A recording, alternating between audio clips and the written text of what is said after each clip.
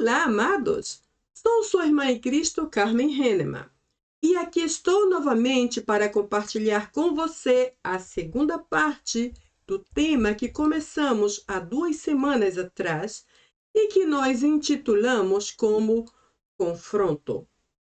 Para sustentar todo o nosso discurso, a nossa discussão ou a nossa conversa dentro desse tema, desde o início eu tenho usado a mesma referência, que é João, capítulo 21, principalmente dos versículos 15 a 17, quando vimos desde a nossa Bíblia em português a importante pergunta que Jesus fez a Pedro, um dos seus discípulos naquela época.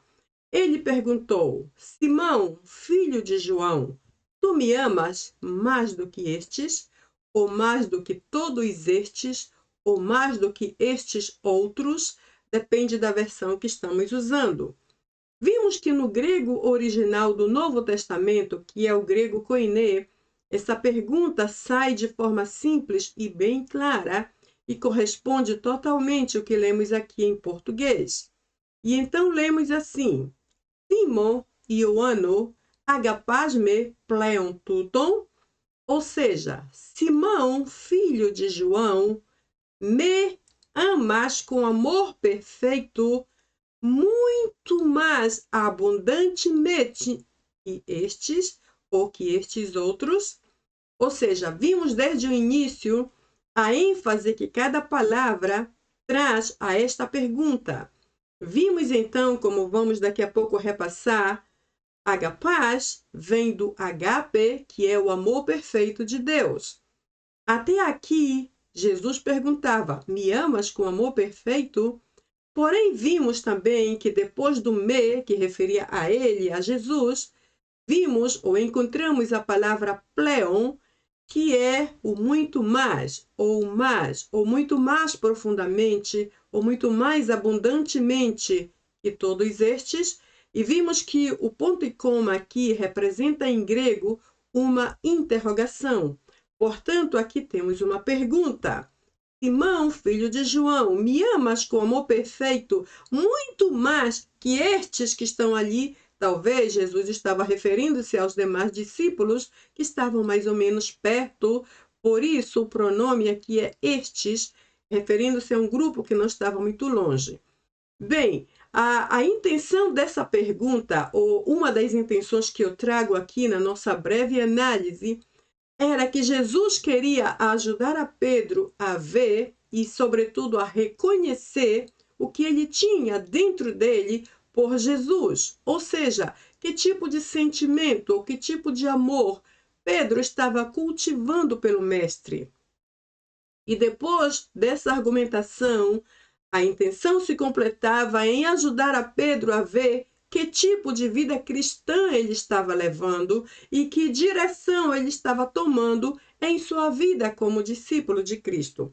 Vamos voltar daqui a pouco ao mesmo texto em que aparece toda a referência completa e vamos repassar 2 ou 3 pontos, então, para entrar na parte 2, que corresponde ao dia de hoje. Porém, antes eu quero só mencionar e lembrar a você como foi que eu dividi esse tópico aqui em 3 partes principais. Depois da introdução, vimos a primeira parte na semana passada, que se dividiu apenas em 2 subtópicos. O primeiro foi a interpretação do texto, ou seja, desse texto que vimos aqui, João 21, de 15 a 17, que são apenas 3 versículos, 15, 16 e 17, porém, trazem muitíssimos detalhes e é suficiente para tomar 2 meses, creio, de conversa e estudos. Então, eu estou tratando de fazer o máximo para trazer toda a informação possível em apenas 3 partes. Então, começamos com a interpretação de todo esse texto. E aqui analisamos cuidadosamente por que Jesus perguntou 3 vezes a mesma coisa para o mesmo homem, qual foi o tipo de amor ou a categoria de amor que ele usou para com Pedro e que categoria Pedro usou para responder a Jesus. Na parte final, eu apenas mencionei como foi que Jesus concluiu cada uma das suas perguntas. E é esta parte exatamente que vamos ver hoje aqui na nossa parte 2. E esta parte final se refere aos cordeiros e às ovelhas. O que Jesus mandava Pedro fazer, e então vamos ver que conclusão tiramos dessa parte final da resposta de Jesus.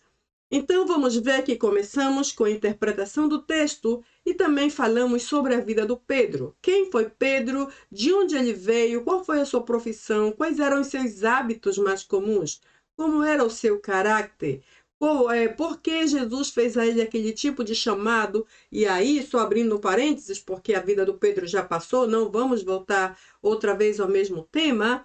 Vamos ver então que Jesus tratava com ele naquele momento de argumentação aqui em João 21, já olhando ou visando para o que ele seria no futuro, que seria o poderoso apóstolo que ele foi.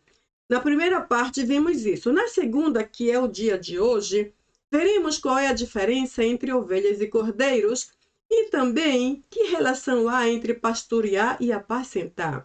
Será que são a mesma coisa? Será que um pode ser substituído pelo outro? Ou será que eles se completam entre si? Como é que podemos entender a diferença? Por isso eu coloquei pastorear versus apacentar. Ovelhas versus cordeiros. Vamos ver qual é a diferença e como se completam entre si. E então, como vamos falar de pastorear, é necessário também falar do pastor. Ou seja, quem pastoreia é o pastor. O pastor é quem deve pastorear. As palavras estão interligadas. A partir daqui, então, vamos ver quais são as principais funções do pastor.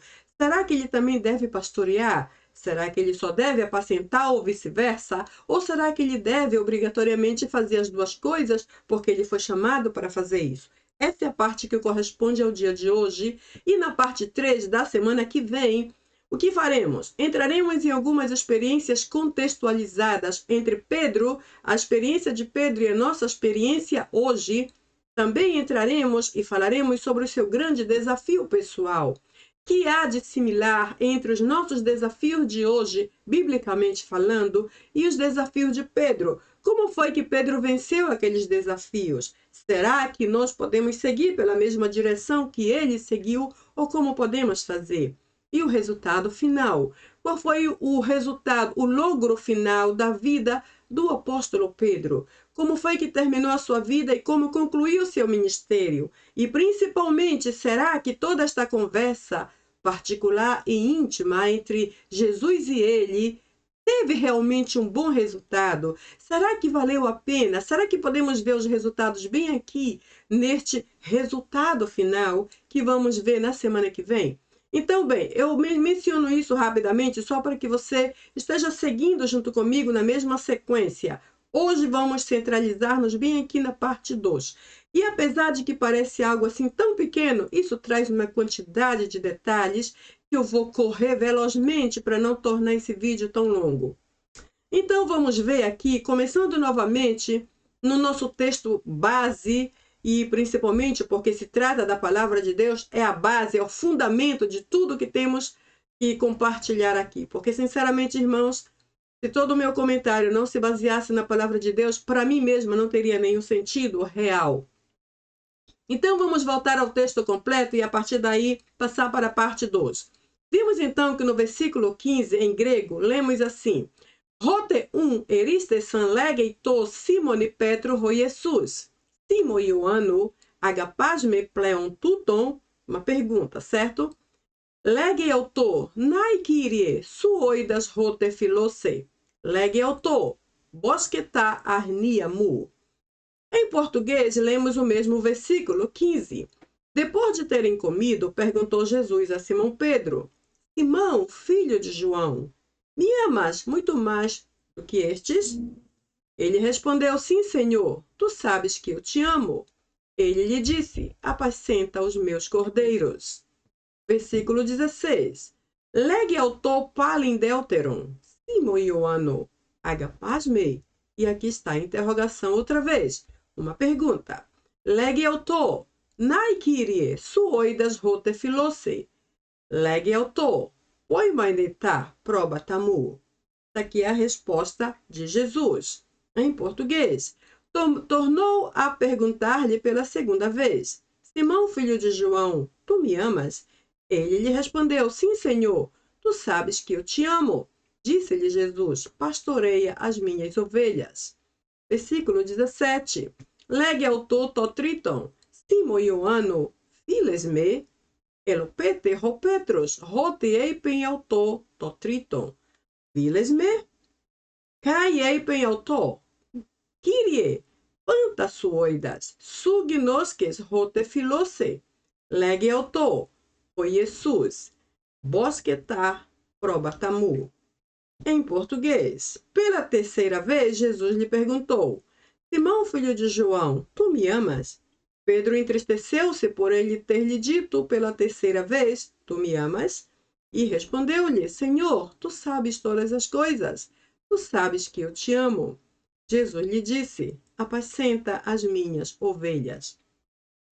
Vimos também essas 4 categorias de amor que eu trouxe ao final desse texto, só porque isso me ajuda a explicar-lhes a diferença entre a primeira, segunda e terceira pergunta de Jesus para Pedro. Então, eu estou lendo rápido e falando um pouco rápido, porque tudo isso corresponde à parte 1.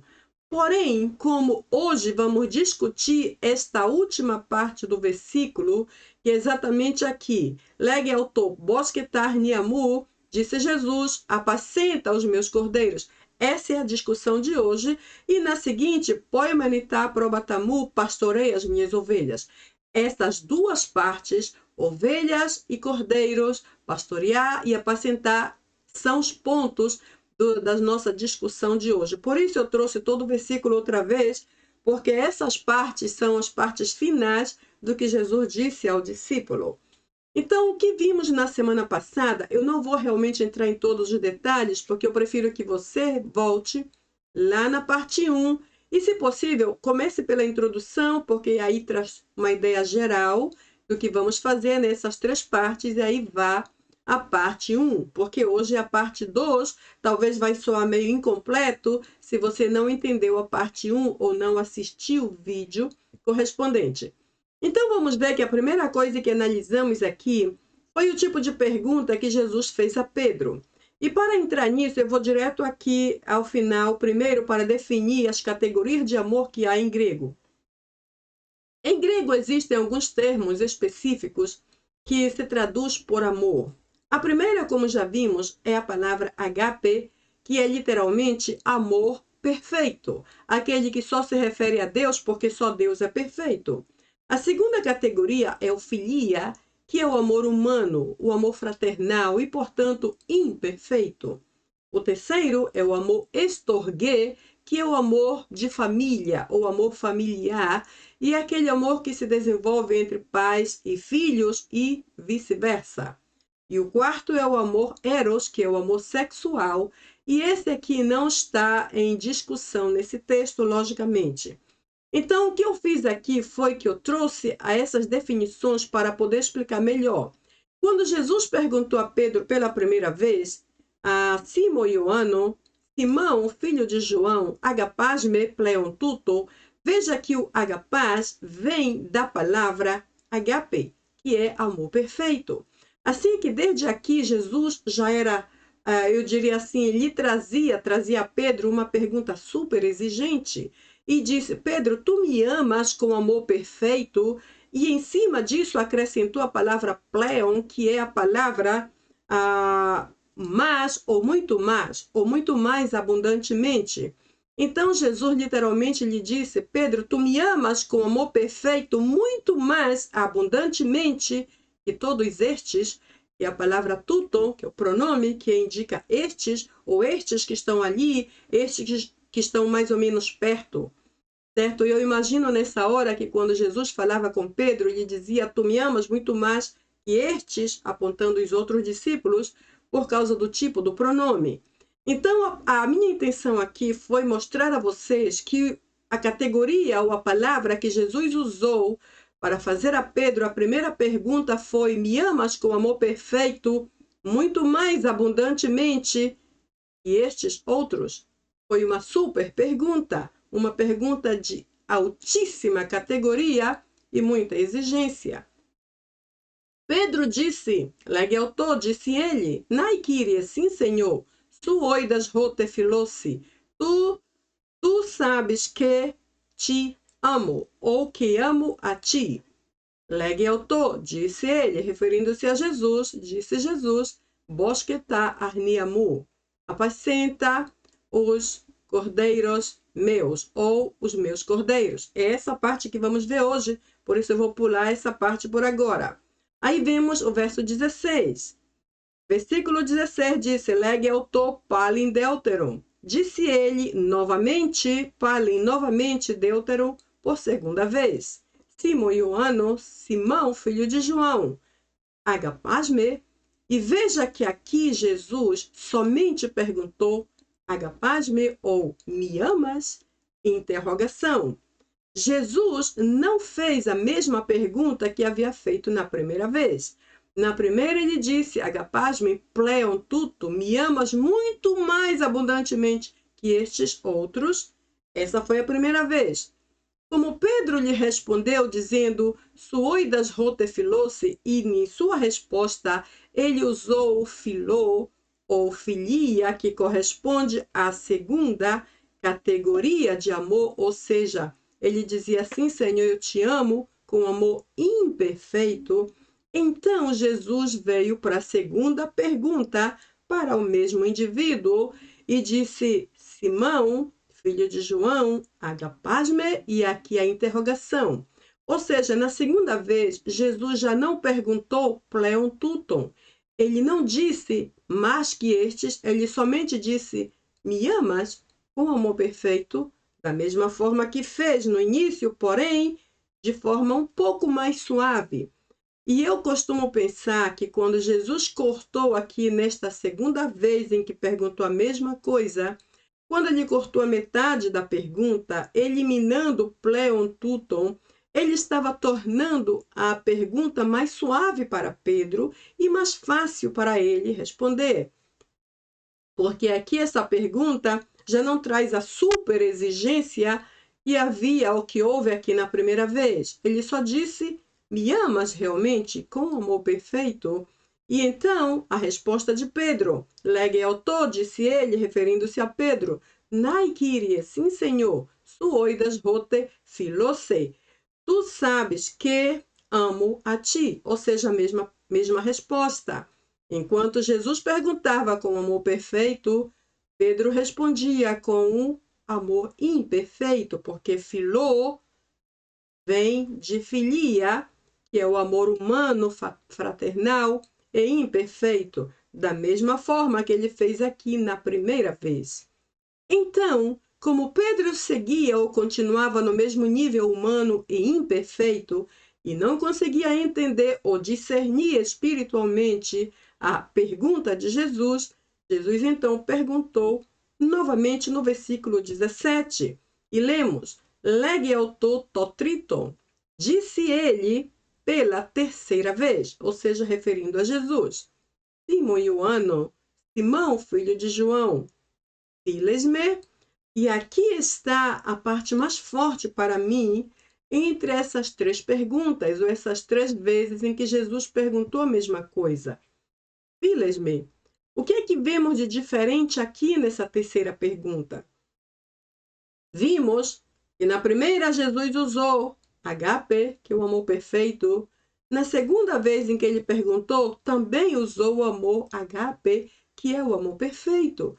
Porém, na terceira vez, quando ele perguntou a Pedro, ele desceu até a segunda categoria do amor, que é o filia, e que era exatamente a linguagem de Pedro. Veja que Pedro respondeu a Jesus na primeira vez com filose e na segunda também com filose, ou seja, ambas respostas, primeira e segunda, vieram do amor filia. Então Jesus desceu até o nível de Pedro e aí perguntou a terceira vez usando o mesmo termo que Pedro usou quando disse filose aqui na primeira e na segunda vez. Jesus então usou a sua linguagem e falou de acordo com seu nível, na altura em que ele estava, e perguntou exatamente isso, Simão Ioano, Simão, filho de João, files-me, e aqui está a interrogação, ponto e vírgula em grego. Então, vimos que quando Jesus perguntou isso, primeiro, ele desceu até o nível daquele discípulo, porque viu que o discípulo não podia subir até o nível dele. Segundo, Jesus usou o mesmo vocabulário de Pedro, que expressava não apenas uma questão de palavras ou vocabulários, mas principalmente como ele estava por dentro, ou que tipo de amor ele cultivava por Jesus. Então, quando Jesus perguntou, files-me, Pedro percebeu, porque afinal, Pedro e Jesus e também os demais discípulos, todos falavam o mesmo grego koiné. Todos entendiam muito bem o que eles falavam entre si. Pedro entendeu o que Jesus estava fazendo. Aí a seguinte palavra vimos aqui que disse elopete ho Petros. Esta palavra elopete ou elipite, que é uma pronúncia mais moderna, diria assim.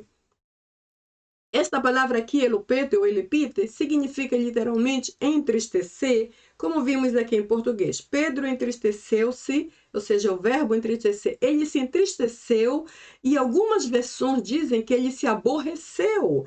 Ele esteve como amargurado, seria a palavra, ele esteve quase ressentido pela insistência de Jesus com a mesma pergunta. Assim que literalmente aqui o português traduz como tristeza ou entristeceu. Vamos usar esse contexto que já está traduzido e diz então, Pedro se entristeceu, rote por, eipen ele haver dito, eipen dito, autor ele, haver dito por terceira vez, trito, files-me, ou seja, Pedro se entristeceu por Jesus haver dito 3 vezes, triton, por terceira vez, files-me, me amas? Interrogação. Me amas realmente? E aí a resposta de Pedro continua, kai eipen autor. E disse ele, referindo-se a Pedro, Kyrie, Senhor, panta suoidas, tu sabes tudo, panta, ou tu sabes todas as coisas. Aí pula outra vez para cá, depois da vírgula, tu conheces que eu te amo. De acordo ao que vou apontando aqui. Então, aqui vimos, primeiro, a diferença de perguntas e respostas entre Jesus e Pedro. A segunda, a força da palavra elopete, que é entristecer, ou aborrecer-se, ou amargurar-se, ou impacientar-se pela insistência de Jesus com ele. Mas também vimos uma coisa interessante, é que quando Pedro disse, Senhor, e lendo aqui em português, Senhor, tu sabes todas as coisas, tu sabes que te amo. Ou seja, em grego, existem duas palavras que fazem a diferença entre saber e conhecer. O saber geralmente se refere a algo superficial, como, por exemplo, eu sei o seu nome. Porém, eu não te conheço. Essa é a diferença entre o saber e o conhecer. O saber me permite saber o seu nome. Porém, o conhecer-te, que já é mais profundo, você usa o verbo gnosko, que está bem aqui. Então, Pedro disse, Senhor, tu sabes, que é o superficial, tu sabes, panta, tudo, tu sabes todas as coisas. Aí vem depois da vírgula, tu conheces, tu gnosques. Gnosques vem de gnosko, que é conhecer profundamente. Então, em outras palavras, ele disse, Senhor, tu sabes tudo, tu conheces que eu te amo. Só que o contexto traz a ideia de, Pedro disse, Senhor, tu sabes tudo, tu conheces com que tipo de amor eu te amo. Ele estava sendo, na verdade, bem honesto. Então, ele disse, tu conheces a rotefilosse, que eu te amo com amor imperfeito, ou com que tipo de amor eu te amo. E aí Jesus deu outra vez a conclusão da sua pergunta. Legue autor Jesus, disse ele, ou disse Jesus, bosquetá probatamu, pastoreia ou apacenta as minhas ovelhas, aqui nessa terceira vez. E essa é a parte que consiste a parte 2 de hoje. Bem, saltamos rapidamente, porque tudo isso está lá na parte 1, você vai retornar ali. Vimos então que, como hoje vamos falar sobre a diferença entre ovelhas e cordeiros e vice-versa, e também pastorear e apacentar, começamos então aqui no versículo 15, quando Jesus menciona a última parte da sua primeira resposta. Depois que Pedro disse, Senhor, eu te amo com amor imperfeito, na primeira vez, Jesus disse, então, apacenta os meus cordeiros. Aí vamos ver que em grego é o mesmo texto que eu já li. Lege autor, bosketa arnia mu. Disse ele, bosque, apacenta os cordeiros meus, os meus cordeiros. A palavra arnia aqui aparece como uma palavra neutra que pode ser usada para o gênero masculino ou feminino.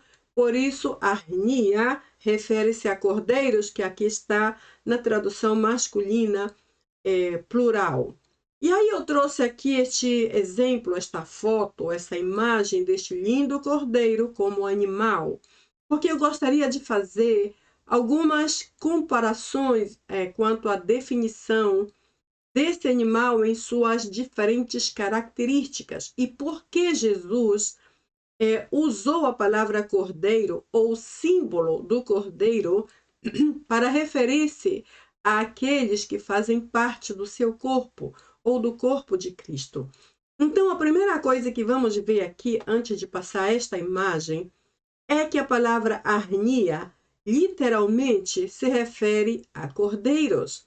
Porém, a palavra bosque, que está aqui, é literalmente apacentar. E vamos então tratar de fazer na sequência. A primeira palavra apacentar, que é bosque, é uma palavra bastante profunda e muito séria na linguagem de Jesus.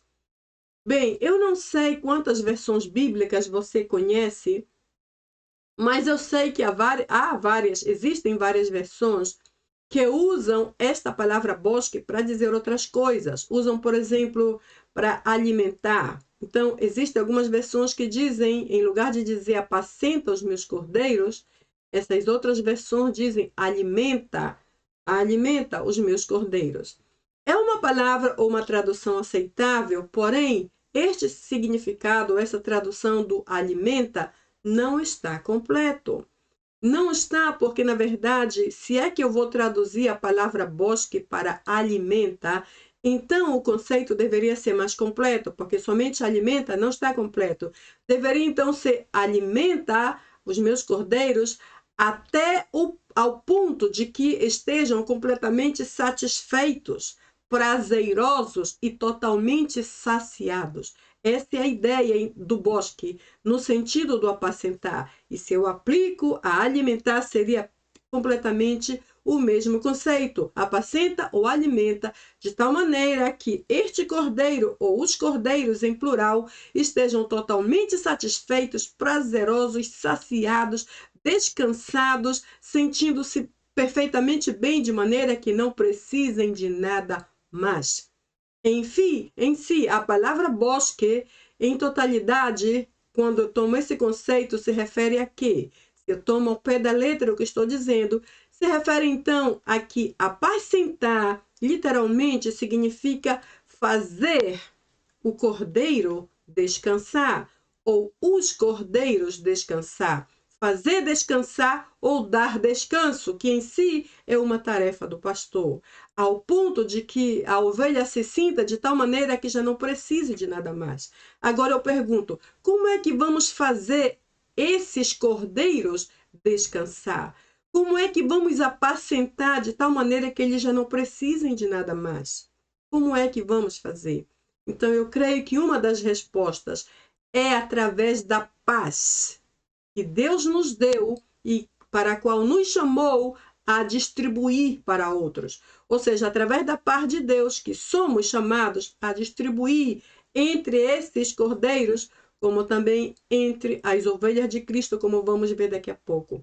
Em outras palavras, quando o cordeiro está totalmente satisfeito, então podemos dizer que estamos apacentando no sentido bíblico correto da palavra, porque quando isso não acontece, então possivelmente não há um apacentar integral. Tudo isso, o alimentar até que o cordeiro ou os cordeiros estejam totalmente saciados e totalmente descansados, totalmente relaxados, totalmente satisfeitos, ao ponto de não precisar de nada mais, porque eles estão plenos totalmente. Então, isto tudo significa e representa o apacentar, biblicamente falando. Vemos então que Deus nos chama a partir de aqui para algo bastante sério. Dar descanso é algo necessário, porém pensamos que antes de dar descanso a alguém, precisamos estar em estado de descanso. Precisamos estar desconectados daquilo que nos altera, daquilo que nos estressa, daquilo que nos desespera, daquilo que nos rouba a paz de Deus, porque do contrário não seremos capazes de ajudar outras pessoas a descansarem se nós próprios, em nossa vida com o Senhor, não estamos descansando ou não estamos descansados nele. Isso é apenas um simbolismo. Veremos então que a palavra cordeiro literalmente vem do hebraico talé. Talé, que se refere ou que indica um cordeiro jovem que ainda mama, assim como vimos ali no primeiro livro de Samuel, capítulo 7, versículo 9. Um cordeiro geralmente é um filhote, ou seja, o filhote da ovelha. E por ser filhote, possui um temperamento muito dócil. É inofensivo porque é um bebê e tem facilidade de estabelecer laços com os demais, como por exemplo com seu dono ou seus donos ou com os outros cordeiros à volta, porque eles são por natureza dóceis, são inofensivos e gostam de estar perto um do outro, expressam amor com muita facilidade. São totalmente inocentes e não possuem nenhum mecanismo de defesa próprio, porque são bebês. Não têm habilidade de luta nenhuma, porque ainda são filhotes, como vimos aqui. São de fácil treino, ou seja, fácil de ser treinado e pode aprender grandes habilidades, porque são ainda pequenos, têm um temperamento dócil, são inofensivos e inocentes, então são fáceis de serem ensinados ou treinados, como coloco aqui, e também de aprender. Ou seja, tudo o que se ensina, eles aprendem e aprendem com facilidade. Então, geralmente mansos, eu digo em plural, porque aqui está em plural em cima. Então, o cordeiro é geralmente manso. Daí vem aquele provérbio que conhecemos e que diz manso como um cordeiro. Se refere ao cordeiro porque, literalmente, essa é a sua natureza. Eles são mansos e, logicamente, que o contrário do manso é ser agressivo. Neste caso, como são mansos, então não são agressivos. Isso aqui narra mais ou menos as características do que seria um animal como cordeiro. Agora, com relação ao ministério, ou aos membros que formam a Igreja de Cristo, ou que congregam nas congregações onde o pastor atua como um pastor, como podemos entender e associar essas qualidades de um animal chamado cordeiro com aquele que serve ao Senhor em sua casa? Como podemos ver? Então, vamos ver, por exemplo, que os cordeiros em uma congregação ou em uma igreja geralmente se referem àquelas pessoas mais recentes na congregação, ou seja, as pessoas mais novas, são os novos convertidos, como dizemos.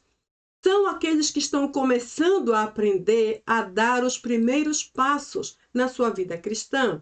E geralmente tem algumas características que não são bem próprias, digamos assim, dos cristãos de muito tempo. Por exemplo, são indisciplinados, não são pontuais, não são todos, mas a maioria geralmente é muito impontual, porque ele não tem ainda aquela ideia ou aqueles hábitos de disciplina, pontualidade, são meio desorganizados, porque eles ainda não entendem tudo. Na verdade, eles não entendem quase nada porque estão começando, são os novos convertidos.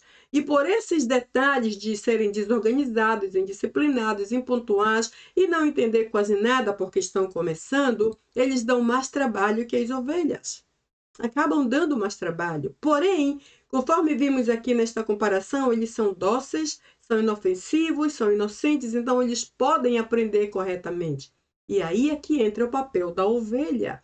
A ovelha se refere, como vamos ver daqui a pouco, aos cristãos de mais tempo, que já são bem mais treinados, e por essa classe de maturidade que a ovelha tem, pode muito bem ajudar os cordeiros, que são os novos convertidos, que começam a assistir à igreja ou à casa de Deus. Agora, a pergunta que é, por que deveríamos apacentá-los e, literalmente, dar-lhes paz? Por quê? Porque, como novos membros do corpo de Cristo, eles ainda estão, por estar começando, muitos deles ainda se apresentam como que meio vazios de Deus, eu diria assim. E em alguns casos estão, como vimos para Cristo, com tudo que temos no mundo, com toda a nossa vida passada. Então é fácil encontrar cordeiros ou novos convertidos em nossas igrejas, por exemplo, com sentimento de culpas, desesperados ou sem esperança, pessoas fracas ou débeis, pessoas incrédulas, inclusive, e que nem sabem andar sozinhos espiritualmente ainda. Inclusive, muitos não sabem crer ainda em Deus. E para ir um pouco mais longe, muitos novos convertidos não conseguem sequer ver a Deus por fé. Eles veem através de nós que os estamos discipulando. Por isso é muito importante ter cuidado com o nosso testemunho, com as coisas que falamos, com as reações de caráter que temos, porque tudo o que fazemos, o cordeiro vai aprender. Já que vimos aqui, eles são de fácil treino, aprendem rápido, desenvolvem habilidades imediatamente, pelo que ouvem, mas também pelo que veem, porque são como bebês, são como filhotes que apenas imitam, que copiam as nossas expressões, as nossas palavras ou o modo de vida que levamos. Então é muito importante cuidar do nosso testemunho, porque tudo quanto fazemos, eles vão absorver como uma esponja e mais tarde vão reproduzir da mesma forma. Por isso, os cordeiros são os que precisam de mais ajuda com relação a esse treino para poder começar a aprender sobre os princípios, ao princípio da reverência, da santidade, da oração, como crescer na fé, enfim, tudo isso depende realmente de uma disciplina, uma constância, um acompanhamento seria a palavra, uma continuidade no caminhar com Cristo. E como não entendem muito, sempre vão precisar mais de ajuda. Então, de acordo a essa descrição do cordeiro como animal, também se conecta ou se relaciona com aqueles cordeiros que são os novos convertidos. Por isso, o verso que lemos na parte 15, na parte final do verso 15, diz: apacenta os meus cordeiros. Ou seja, traz paz, dê paz aos meus cordeiros, disse o Senhor Jesus a Pedro. Agora, vemos que na seguinte parte, lá no versículo 17, como vemos aqui, a parte final da palavra de Jesus, ele mencionou: pastoreia as minhas ovelhas. Quando perguntou Pedro: tu me amas? Então ele disse: sim, Senhor, tu sabes que te amo. Essa foi a segunda pergunta. Jesus disse então: pastoreia as minhas ovelhas. Agora vamos ver. No grego lemos legeuto poimaineta probatamu. Poimaine, pastoreia, vem de poimen, que é pastor. Tá, las, probata, ovelhas, mu, minhas. Pastoreia as ovelhas minhas ou pastoreia as minhas ovelhas. E aqui eu trouxe uma imagem para vocês, semelhante àquela lá do cordeiro. Interessante que existe uma certa diferença na foto, porque existe uma certa realidade. As ovelhas geralmente estão juntas, porém os cordeiros às vezes estão meio isolados, justamente porque eles ainda estão meio desconectados. Como são muito jovens, são bebês espirituais, geralmente eles se isolam, porque às vezes eles sentem medo, estão inseguros, têm uma autoestima muito baixa, afetada. Eles acham, inclusive, que não tem muito valor, não são importantes, ninguém precisa deles, essas coisas todas que vão sendo tratadas com o tempo. Então, eles têm uma tendência de estar meio só. Já as ovelhas que são mais maduras, que são as mamás, que são as mães dos cordeiros, elas são mais seguras de si, andam em bando. Por outro lado, comparamos daqui a pouco as ovelhas com os cristãos. Com que tipo de cristão ou com que idade de vida cristã as ovelhas podem ser comparadas? Então, a primeira coisa que eu vou ver aqui é a palavra poimene, que é a palavra pastorear. Pastorear, e que vem da palavra poimen, que é pastor. Então, o Senhor Jesus disse pastoreia. Ele disse isso a Pedro. Imagine que Pedro ainda não sabia nem cuidar dele próprio. A vida cristã dele era uma completa confusão, quase. E Jesus disse, olha, Pedro, desde agora começa a pastorear a quem? As minhas ovelhas. Agora vamos ver quem eram as ovelhas. Como já disse, eram as mais maduras em comparação com os cordeiros. Então vamos ver aqui, por exemplo, que a palavra ovelha também vem do hebraico, que se lê como se. Ovelhas, se, do hebraico. Vamos ver então que as ovelhas possuem emoções e podem criar laços de amizade. Estou falando do animal, da foto que vimos agora. Também possuem uma excelente memória e conseguem reconhecer os seus donos. Isto é excelente. São inteligentes e podem reconhecer e obedecer vozes de comando, ou seja, reconhecem seus donos e também obedecem ordens. Isto é excelente. Naturalmente, vivem juntas em bando ou em rebanho, como a foto que mostrei. Isso é uma forma natural de vida. Elas sempre estão juntas como em um grupo. Conseguem reconhecer quem não é do seu rebanho. Imagino que a ovelha animal, quando ela percebe que alguém estranho, como por exemplo um cachorro, um porco, um gato, alguém diferente, entra no seu rebanho de ovelha, ou elas soltam aquele som particular que elas emitem quando se assustam, ou elas se abrem todos assim em grupo, se afastam rapidamente, porque alguém estranho entrou.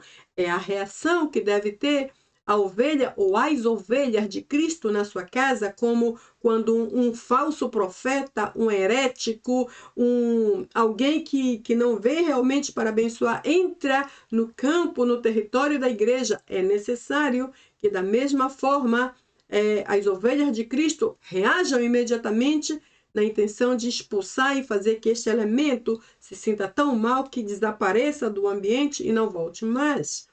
Também essas ovelhas, os animais, seu comportamento pode variar entre doce e agressivo, porém sempre útil, ou seja, não importa se o temperamento é doce ou agressivo, sempre será um temperamento útil. Por exemplo, se alguém, uma outra espécie, entra no rebanho, no bando delas, e elas se assustam e gritam e se espalham e tudo, então se pode entender como uma reação agressiva àquele que chegou, porém é útil porque a intenção afinal foi boa. Podem ser domesticadas, claro que sim, é como todo animal pode ser treinado e domesticado. Amadurecem mais rápido que outros quadrúpedes. Ou seja, se vamos observar, eu estava lendo muito sobre isso esses dias e descobri isso aqui, me pareceu interessante. Entre outras espécies que fazem parte da classe dos quadrúpedes, as ovelhas são as que amadurecem mais rápido. Essa é uma coisa muito interessante. Então, agora eu entendo porque Jesus comparou os membros mais antigos das igrejas com as ovelhas. Porque, neste caso, as ovelhas, como animais, elas amadurecem super rápido. Então, assim deve ser aquelas que fazem parte do corpo de Cristo. Elas se adaptam facilmente ao lugar onde moram. Não há problema se estão no frio ou no calor, se estão no alto ou no baixo, se estão dentro de um edifício ou dentro de uma cova, elas se adaptam sem problema nenhum, como as ovelhas de Cristo no seu corpo. Ou seja, não estamos lutando por conforto ou posição ou coisa assim, nos adaptamos rápido a qualquer coisa, porque sabemos quem é o nosso chefe, e o nosso chefe é Cristo. São criadas para a reprodução. Neste caso aqui, eu posso dizer que a Igreja de Cristo foi criada para multiplicar, ou seja, a palavra que eu posso usar aqui para reprodução. Enquanto a ovelha animal reproduz, nós, como ovelha de Cristo, multiplicamos, ganhando outros para Cristo. Sua alimentação é específica, geralmente capim, feno e cereais. Nossa alimentação também é específica como ovelha de Cristo. Nos alimentamos da palavra de Deus e outra coisa que venha, como as heresias, poderão matar a nossa fé e a nossa comunhão com Cristo. Então temos um alimento específico. São encontradas em todos os continentes, ou seja, as ovelhas estão por todos os lugares, assim como o corpo de Cristo que está nos 4 cantos do planeta e do universo. Se reproduzem quando os dias são mais curtos. Isso é interessante. Isso aqui é uma parte histórica sobre ela. Seus filhos, por exemplo, nascem na primavera em condições climáticas mais favoráveis à sobrevivência da prole. Ou seja, elas são inteligentes. Até isso parece que elas escolhem a estação quando dar à luz para que seus filhos vivam mais do que morram. Se algum morre, deve ser uma causa muito, muito drástica. De repente nasceu enfermo ou algo parecido, mas não por causa do clima, não por causa do cuidado, não por causa da proteção da ovelha, porque tudo isso está favorável ao nascimento dos seus filhos. Naturalmente, a ovelha descansa com a presença do seu pastor. Agora estou falando do pastor de campos, aqueles que pastoreiam os gados, os rebanhos de ovelhas no campo, os rebanhos de ovelhas e de gados, ou seja, estou falando de animais. Quando o pastor delas está ali com o cajado, porque o cajado é um símbolo para espantar os inimigos, como os animais que atacam as ovelhas para comê-las. Então, quando o pastor está por perto, as ovelhas podem deitar-se no pasto e descansar e relaxar. Quando o pastor, que é o cuidador delas, não está, então possivelmente elas se colocam meio nervosas, estressadas, assustadas, elas se espantam rápido, porque elas se sentem seguras, uma vez que o seu pastor não está por perto, igual que as ovelhas de Cristo. Por isso o Senhor disse: Pedro, não esquece, pastoreia minhas ovelhas. Por quê? Porque quando o pastor está por perto, a ovelha ou as ovelhas de Cristo se sentem seguras. E aqui vimos esse texto muito poderoso que diz: eu sou o bom pastor, disse Jesus, e o bom pastor dá a sua vida pelas ovelhas. Ou seja, isso fala de máxima proteção. E isso foi o que Jesus fez lá na cruz. Ele deu a sua vida por nós. Ele tomou o nosso lugar para que nós não estivéssemos lá. Ele tomou a nossa vez. Então vamos ver que com relação ao ministério ou à igreja, as ovelhas geralmente são aqueles membros mais antigos, como eu já estive mencionando em alguns pontos aqui. São os membros mais antigos, diferente dos cordeiros, que são os mais novos ou os novos convertidos. As ovelhas são os membros mais antigos, os mais velhos, digamos assim. São as pessoas mais maduras na fé, as mais experientes, as mais disciplinadas, as mais bem treinadas, ao ponto de que elas podem ajudar a cuidar os cordeiros, que são os novos convertidos, um pouco difíceis às vezes. E que, inclusive, quando pequenos, aprendem a dar os primeiros passos, então a ovelha pode ajudá-los a andar de forma reta e na direção correta, sem se desviar para a direita ou para a esquerda.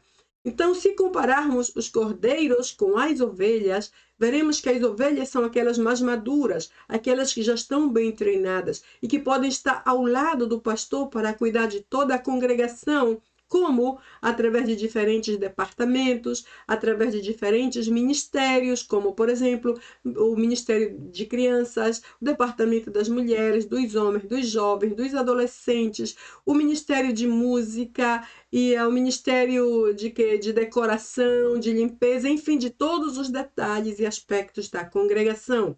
É possível que as ovelhas, elas não só façam trabalho, mas elas também possam encabeçar cada um desses departamentos ou ministérios para poder tornar a carga do pastor menos pesada, porque o pastor não pode fazer tudo só. Então aí é que entra o papel das ovelhas, uma vez que, sendo elas as mais antigas da congregação, mais maduras, mais bem treinadas, elas são também as mais disciplinadas, pontuais, organizadas, elas são também honestas, porque elas já aprenderam o suficiente para saber que não podem mentir, não podem andar em pecado. Elas têm que se santificar, têm que jejuar, estudar a Bíblia e preparar, e desta forma levar junto com elas todos esses novos convertidos que vão chegando à igreja no nosso dia a dia. Então vamos ver que, apesar de que essa descrição aqui fala da ovelha animal, podemos tomar algum desses aspectos e comparar com os membros mais antigos da congregação e entender que por esta razão Jesus disse: Pedro, pastoreia as minhas ovelhas, e mostra-lhes a importância que elas têm no meu reino, dá a elas oportunidade para trabalhar junto contigo. Tu não podes fazer tudo só como pastor, então distribui tarefas, deixa-as sentir-se úteis também.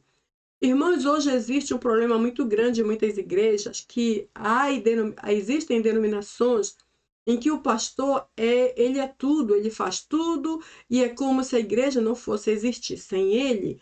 Então, são pastores muito mal treinados ou sem nenhum treinamento, que não sabem trabalhar em grupo, não sabem trabalhar em equipe, não sabem distribuir tarefas, gostam de mandar e, inclusive, insultam, exigem, ofendem, faltam respeito, como se os membros ou as ovelhas fossem empregados deles, os servos pessoais deles. É uma coisa realmente absurda.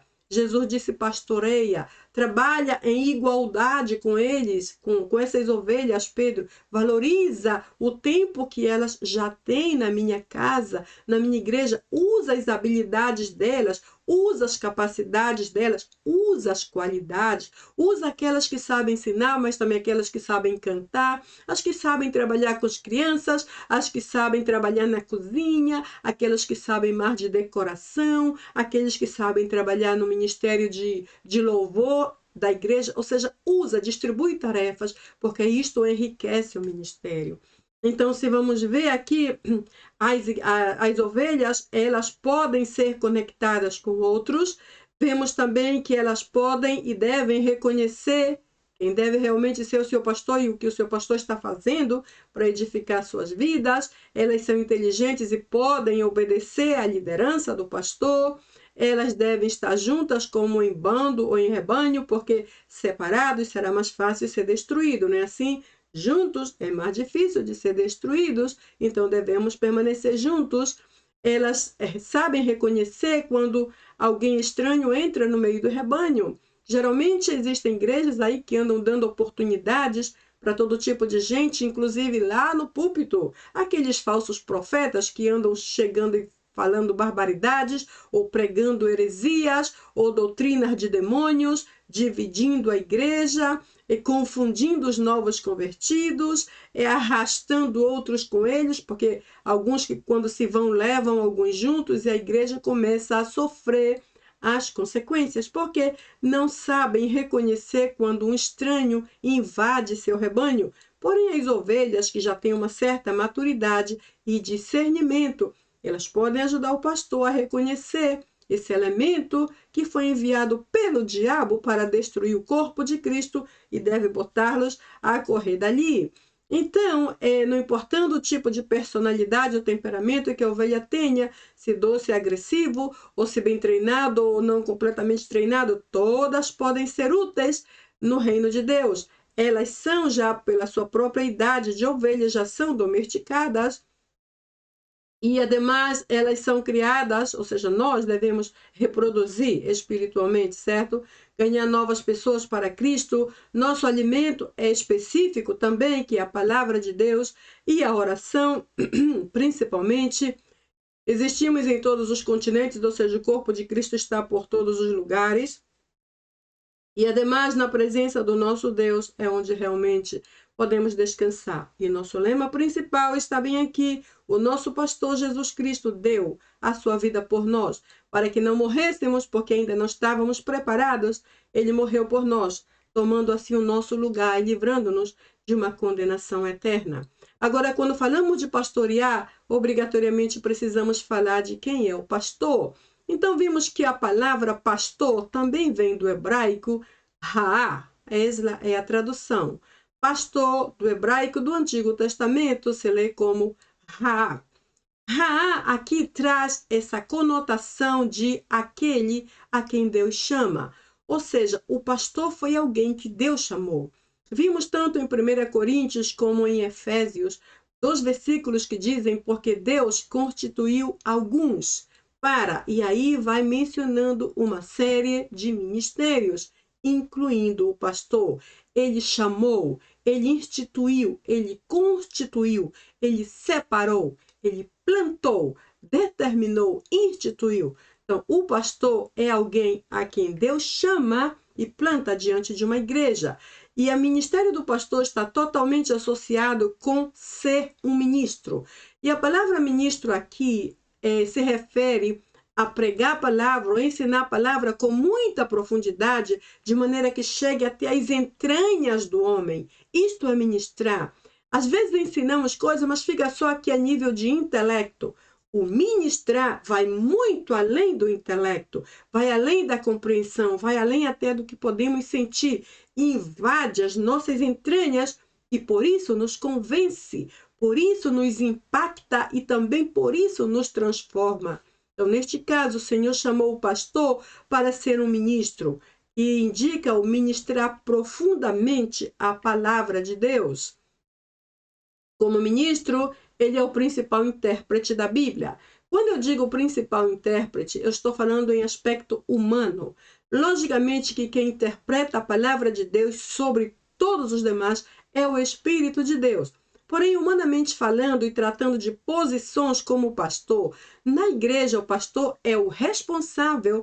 Talvez eu deva mudar esta palavra, em lugar de dizer principal intérprete, deve ser o responsável por averiguar como se está interpretando a palavra de Deus, para que não escape para o lado da heresia, que não se escape para os dogmas denominacionais, que não se escape para o lado das invenções e das doutrinas de demônios, que proíbem coisas que Deus aprova ou que aprova coisas que Deus proíbe. Então, o pastor é responsável por como se interpreta a palavra de Deus na igreja.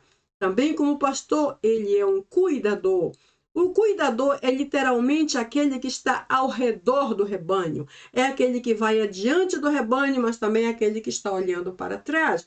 É o que está observando à direita e também do lado esquerdo. Ou seja, ele está literalmente cuidando e observando continuamente, para que nenhuma ovelha e nenhum cordeiro escape do rebanho, para que nenhum se perca, para que nenhum se fira, para que nenhum morra, para que nenhum enferme, para que nenhum coma algo que não deve, como as heresias, por exemplo, em lugar da palavra de Deus. Essa é a tarefa do pastor, que observe cada uma das ovelhas que Deus confiou a ele, porque ele terá que prestar conta daquelas ovelhas a Deus algum dia.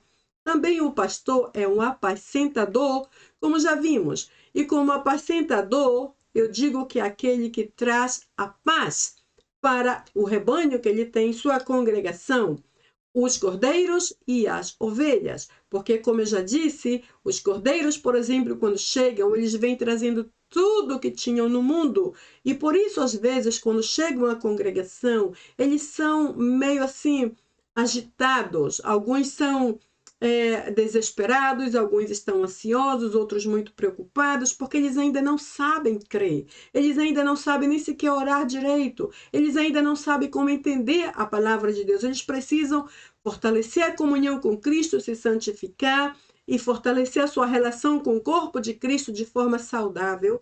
E então, eles vão entender que eles podem descansar espiritualmente nesta paz. Enquanto isso, o pastor deve fazer todo o esforço para apacentá-los, trazer aquela paz de Cristo que excede a todo tipo de circunstância, a todo tipo de situação, a toda classe de adversidade e lograr que esse cordeiro, como também a ovelha, descanse apesar de tudo, possa descansar no Senhor. Isso indica crescimento e maturidade. Quando isso acontece, o pastor pode concluir que o seu trabalho está funcionando exatamente como a Bíblia espera, como Deus requer, como Ele espera de nós e também pelas reações dos membros da sua congregação, ele pode ver resultados verdadeiramente positivos.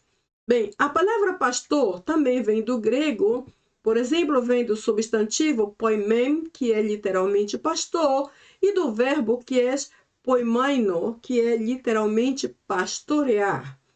Então, vemos que essa palavra pastor aparece cerca de 170 vezes no Antigo Testamento, e esses 170 vezes inclui todo tipo de pastor, inclusive pastor de ovelhas, pastor de cordeiros, pastor de gados, todo tipo de pastor, toda classe de pastor. Ou seja, a palavra pastor aparece cerca de 170 vezes no Antigo Testamento e mais ou menos 29 vezes no Novo Testamento, referindo-se quase todas as vezes somente a Jesus, mais ou menos somente a ele. E vimos aqui que esse versículo de Jeremias 3,15 nos diz, esse é o desejo de Deus, dar-vos-ei pastores segundo o meu coração, e vos apacentem com conhecimento e com inteligência. A primeira parte desse versículo é fundamental, porque aqui expressa o desejo de Deus. Dar-vos-ei pastores segundo o meu coração, de acordo ao coração, de acordo ao sentir de Deus. Essa é uma coisa bem profunda. Ou seja, não é qualquer pastor, não é qualquer carnal, não é qualquer ignorante, não é qualquer desorganizado, um que sai por aí e diz, bom, eu sou pastor hoje porque eu decidi ser, ou porque meu pai foi pastor, agora ele morreu, então agora eu vou, como na linha de sucessão, como se fosse uma monarquia. Então agora eu sou o seguinte, quando eu morrer o meu filho vai ser esse, quando ele morrer vai ser o meu neto. Isso não existe, então não é pela carne. Ou seja, segundo o coração de Deus, refere àquele que Deus escolhe, inclusive aquele que todos pensam que não pode fazer essa obra do pastorado. Aquele mesmo Deus escolhe. Aquele que é simples, aquele que é humilde, aquele que nem sabe falar bem, aquele que é todo tímido. Esse mesmo Deus escolhe para ser um pastor segundo o coração dele, porque ele sabe o que está dentro desta pessoa, inclusive já conhece o futuro e sabe o que este elemento vai fazer mais tarde no ministério. Existe também uma versão que diz essa seguinte parte aqui, que vos apacentem com conhecimento e com sabedoria. E essa versão que eu peguei e que mostra aqui diz que vos apacentem com conhecimento e com inteligência. Eu gosto mais da outra que diz com conhecimento e sabedoria. Porque a sabedoria para mim é mais que inteligência. E a sabedoria é aquela que Timóteo menciona lá mais tarde no Novo Testamento, quando diz quem precisa de sabedoria, peça a Deus que a todos dá liberalmente, nada lhes impropera e ser-lhe-á concedido. Esta sabedoria é parte da nossa equipagem para fazer o trabalho de um pastor. Conhecimento aqui se refere à palavra de Deus. Um pastor que não estuda, que não se esforça por conhecer a palavra de Deus, ele nem deve sequer subir ao púlpito. Que um pastor preguiçoso, um pastor que não se interessa realmente em crescer na palavra, ele não está preparado, assim que se ele não tem conhecimento, eu não tenho ideia do que ele vai ensinar à congregação. Então, especificamente, pastor é alguém que se ocupa tanto dos cuidados e alimentação das ovelhas de forma geral, como também do cuidado e alimentação espiritual da igreja. O pastor é aquele que Deus pôs lá em cima, sobre toda a congregação, como numa torre de vigia, para observar tudo o que está ao redor e cuidar de cada ovelha, como aquele que há de dar conta, como diz a palavra do Senhor. As principais funções de um pastor são guiar, por exemplo. Esse guiar se refere a conduzir as ovelhas, os cordeiros e a igreja na direção certa. Ou seja, guiar as ovelhas na direção certa é literalmente um sinônimo de pastorear. E isto significa o quê? Significa fazer com que o grupo siga na mesma direção. Neste caso, não há divisão. Quando o pastorear funciona nesta direção, então não há nenhuma divisão. Agora, se em algum momento uma igreja se divide de repente, talvez um dos motivos é que o pastorear não está sendo integral. O pastor está lá, está pregando, está ensinando, porém não está vigiando, não está cuidando exatamente da congregação. Ou seja, o seu pastorear não está sendo integral. Então, neste caso, as ovelhas deste pastor continuam famintas e aí vão procurar alimento em outro rebanho, neste caso, em outra denominação, em outra igreja e até mesmo entre os falsos pastores e falsos maestros, entre as heresias. Por quê? Porque o pastorear não está sendo integral, ou guiar, o verbo guiar, ou a ação do guiar, não está sendo exatamente como a Bíblia espera, não está sendo um guiar integral como parte do trabalho do pastor. Uma outra função do pastor aqui é governar. E esse governar implica em ensinar pacientemente a obedecer, como vimos aqui, cooperar, perseverar e se santificar. Isso quer dizer que ele, através de todas essas ações, vai moldar completamente o caráter da pessoa, agora que é o Filho de Deus, ou seja, o caráter em sua nova vida cristã. Ele, o pastor neste caso, nunca explora as ovelhas, nunca abusa dos cordeiros e nunca os abandona jamais. Este é o bom pastor, como é o versículo que lemos antes. A Bíblia diz que o bom pastor dá a vida pelas ovelhas e foi isso que Jesus fez. Por isso ele é o nosso bom pastor. Uma outra função do pastor é alimentar. E esse alimentar aqui se relaciona com o selecionar cuidadosamente o alimento espiritual da igreja. Imagina se o pastor não vai selecionar o que ele vai dar de alimento espiritual para a congregação, então ele vai dar qualquer coisa ou por fim não vai dar nada. E quando não comemos, debilitamos, enfermamos e depois morremos. Essa é a sequência. Uma ovelha, um membro da igreja que não ora, não estuda a palavra, não congrega, não aprende, não cresce, essa pessoa em algum momento espiritualmente vai morrer. Então, o pastor deve selecionar cuidadosamente o alimento espiritual que suas ovelhas precisam comer. E isto se refere ao fato de que ele não permita que suas ovelhas comam heresias, doutrinas falsas ou doutrinas de demônios, como eu já lhes falei, porque essas coisas simplesmente podem matar a fé da ovelha, porque são o oposto do que seria o alimento espiritual. Então, a palavra específica aqui é literalmente pastorear. Ou seja, não se refere apenas a alimentar, simplesmente, mas, sobretudo, alimentar até que o cordeiro esteja satisfeito, prazeroso e saciado com o bom e bem selecionado alimento espiritual em base à palavra de Deus. Uma outra função do pastor é o proteger. E aqui vimos novamente o mesmo texto. Jesus disse: eu sou o bom pastor, eu sou o pastor que protege. E protejo de tal maneira que cheguei a dar a minha vida pelas minhas ovelhas. Estou colocando no tempo passado, certo? O bom pastor dá a vida pelas ovelhas. Existem muitos pastores em igrejas nesse momento que não estão nem um pouco preocupados. Se sua igreja antes tinha 100 e agora tem só um, não importa. Sabemos daquela parábola das 100 ovelhas. O pastor ali tinha 100. Uma só desapareceu. Ele deixou guardada as 99 e foi correndo buscar aquela única que se havia perdido. E ele não voltou sem encontrá-la primeiro. Ela estava ferida, suja, enferma, cheia de dores. Possivelmente ela escapou porque quis. É o que chamam hoje de ovelha negra, as ovelhas rebeldes, que não obedecem, se largam por aí, de repente se perdem, se sujam no pecado e tudo. O pastor disse: foi porque quis, que fique para lá, não é mais meu problema. Não é bem assim. Esse pastor das 100 ovelhas, ele guardou as 99 e apenas por uma ele foi atrás. E não sabemos quanto tempo gastou procurando-a, por quantas montanhas subiu, por quantos vales teve que descer. O caso é que ele não voltou sem encontrar a sua ovelha perdida.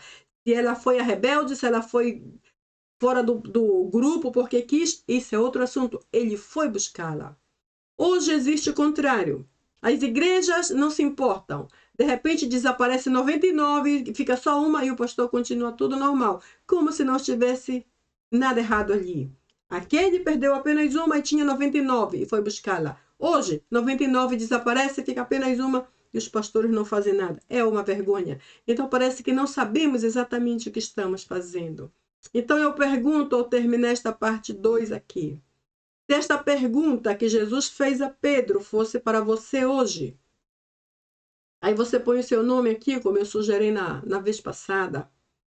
Agapasme, Simon Ioanno, agapasme pleon tuton. Me amas muito mais que estes? Você coloca o seu nome bem aqui, nesse espaço do nome do Pedro, do Simão, filho de João. E aí pergunta a você mesmo, me amas mais do que estes? Esse é o versículo 15. Se esta pergunta fosse feita para nós, então Jesus nos diria, se essa fosse a nossa resposta, sim, Senhor, eu te amo, Jesus diria, então, apacenta os meus cordeiros. Se colocamos o nosso nome aqui, então essa resposta também é para nós.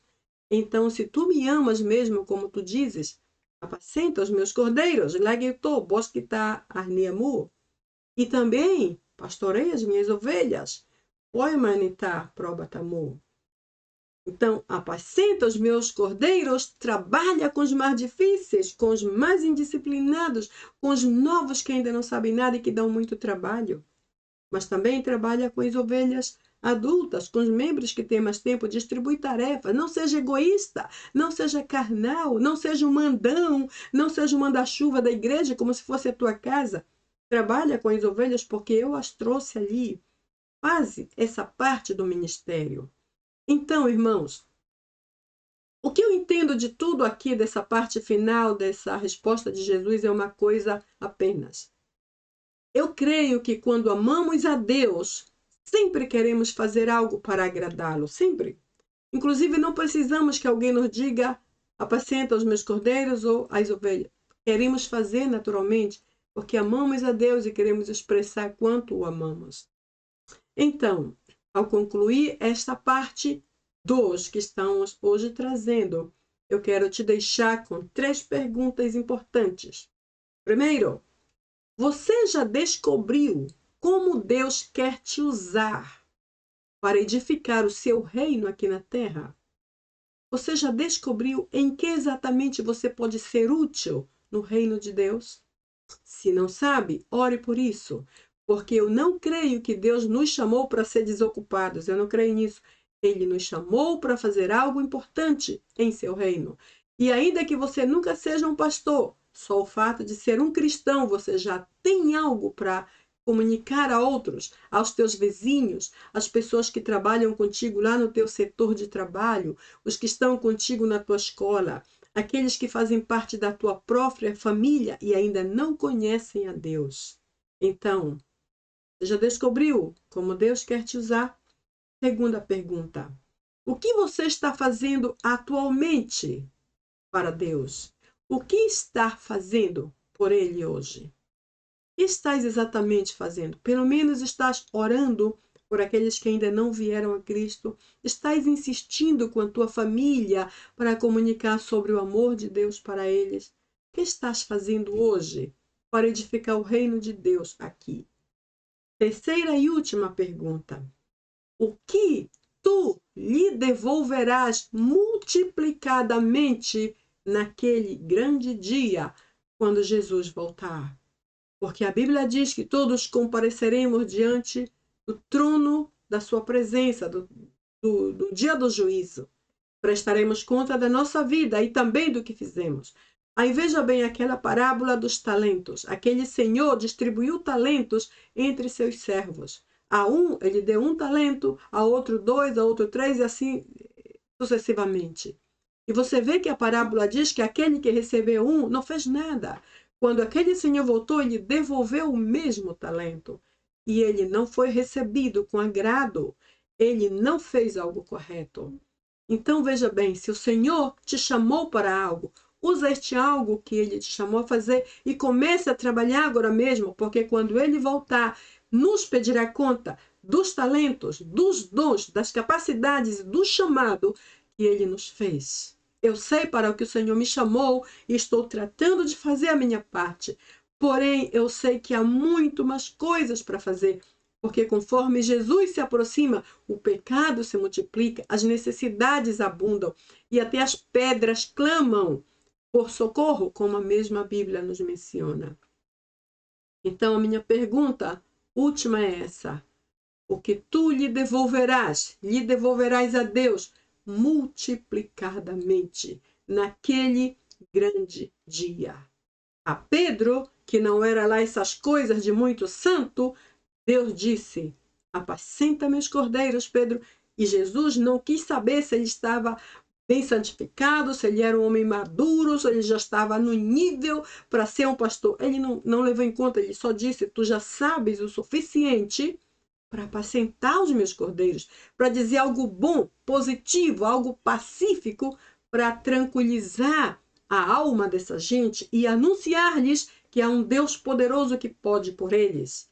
Também pastorei as minhas ovelhas, ou seja, O Senhor dava a Pedro uma responsabilidade muito grande, só porque Pedro disse, sim, Senhor, eu te amo. Bom, então agora é a hora de provar. Apacenta e pastoreia. Então é a tua oportunidade de provar o quanto me amas. E veja também que quando Jesus lhe deu esta ordem, ele começou justamente pelos cordeiros, pelos mais difíceis. E então passou para os mais fáceis, que neste caso são as ovelhas. Eu digo mais fáceis em sentido de maturidade, eu nem sei na verdade, porém, os cordeiros que são como os bebês espirituais, eles têm que aprender tudo desde o zero, nos dá mais trabalho. E foi justamente por esses que dão mais trabalho que Jesus começou.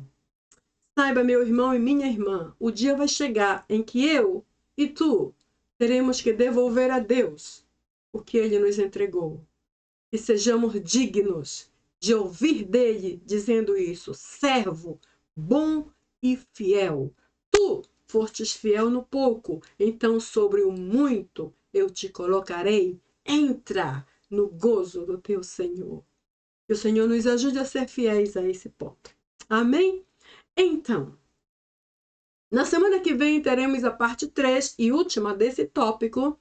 E enquanto isso, eu te convido novamente a estudar esse texto de João 21, 15 a 17 mais vezes, porque inclusive quanto mais estudamos a palavra de Deus, mais conhecemos ao Senhor da palavra e, consequentemente, mais conhecemos a nós próprios, porque conhecemos a Deus, então conheceremos mais a nós próprios, ok? Isso é um desafio. Então, te vejo no próximo vídeo e espero que esta palavra possa estar respondendo às perguntas que tu tinhas sobre esse texto e esta conversa tão particular e tão especial entre Jesus e Pedro. Está bem? Te vejo então na semana que vem com a parte 3 do nosso tópico e o nosso vídeo de conclusão para este assunto sobre confronto.